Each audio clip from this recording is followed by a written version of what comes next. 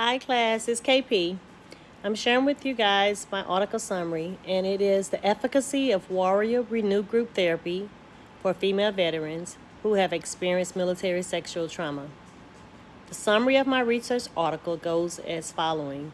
The effectiveness of a costly IOP, intensive outpatient program, is thought to be attributed to all of the extras that the participants have access to, such as a plethora of supplementary activities like the recreational therapy surrounding the arts, exercise, health, and wellness, supportive classes for chemical abuse, and even case management. But this compressed standalone therapy that my research article covers, it's called the Warrior Renew. It would offer a scaled down version of its IOP's curriculum. It would not include any of these extra classes or treatments. In fact, any of the participants with substance abuse use within the past 3 months prior to the session, they would be unable to participate altogether in this scaled down version of the program. One participant was actually removed from the group and required to go into the substance abuse counseling group instead, which was deemed to have been taking precedence for her during that journey. This article sought to uncover the effectiveness of this 12-week standalone Warrior Renew group targeting women veterans who self-reported as experiencing military sexual trauma. The description of theory or counseling technique. The theory used in Warrior Renew can be thought of as a sustainable, treasured pearl. I kind of put that together on my own. It's what it sounds like to me. This pearl we would see formed as a result of a 20-year maturing of a psychotherapy. It is the natural progression arrived at from years of hard work, drawing from Epstein's cognitive experiential theory regarding the two disposed data systems at work to process information with experiential and rational arena.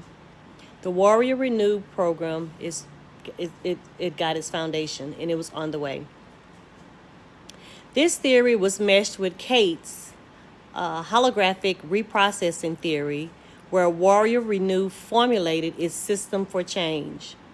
Participant learn to identify flawed interpersonal responses. An example of this targeted change would be, for instance, like one of the participants, she was unable to bathe. In fact, she was terrified to bathe. This extreme anxiety and agonizing fear associated with bathing and showering was so overwhelming for her that she was unable to do so altogether. She explored and identified her faulty belief, and she understood that this coping strategy that she had adhered to was simply a means to keep herself safe.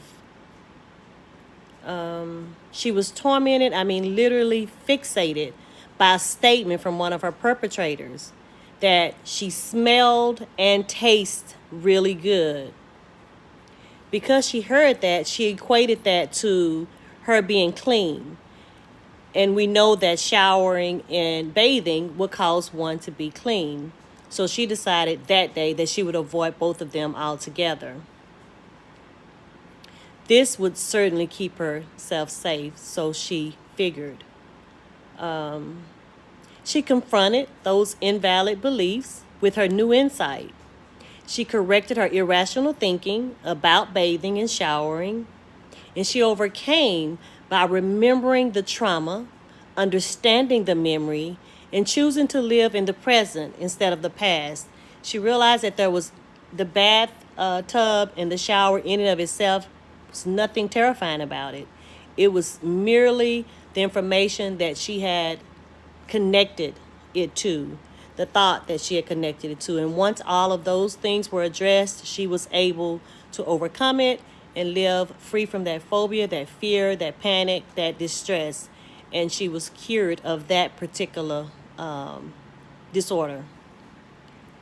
The description of the study participants were as following.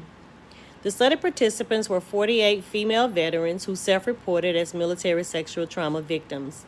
2 were disallowed due to suicidal ideation, recent suicidal ideation or hospitalization, and 2 had active substance abuse use.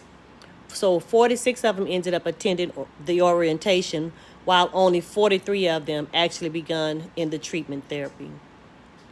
Of this number, of the 43 women, 34 of the women successfully completed and graduated from the program.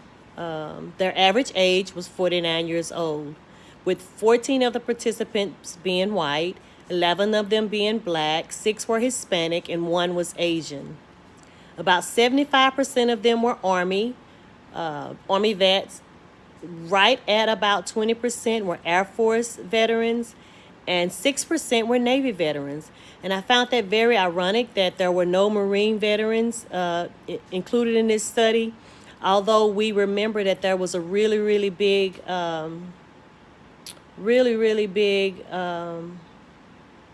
scandal involving hundreds of female Marine victims, a sex scandal not long ago, but there were no Marine veterans included in this study or in this group therapy. Over half of these veterans reported accounts of intimate partner abuse, as well as childhood abuse and several other accounts of military sexual trauma. The benefits of this approach. The women who graduated benefit the most from Warrior Renew approach, experienced changed lives. These participants reported that they did miss sessions because the value of the prior week session was so outstanding for them.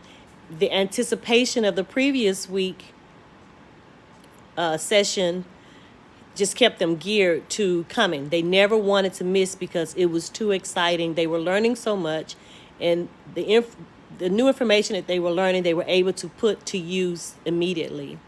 And they reported that was the reason why they did not want to miss.